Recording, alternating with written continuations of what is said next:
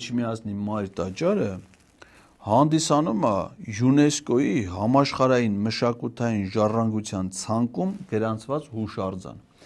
Այդ հուշարձանները ամբողջ աշխարհում վերանորոգվում են պետական բյուջեի միջոցներով։ Ամբողջ աշխարհում, օրինակ Իրանի տարածքում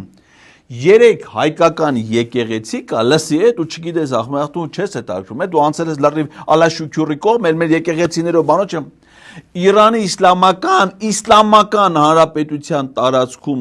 3 հայկական եկեղեցի, որոնք գրանցված են ՅՈՒՆԵՍԿՕ-ի համաշխարհային մշակութային ժառանգության ցանկում, վերանորոգվել են պետական բյուջեի միջոցներով։ Թուրքիայում աղթամար վանքը, որը ՅՈՒՆԵՍԿՕ-ի հուշարձան է, Թուրքիայի կառավարության միջոցներով։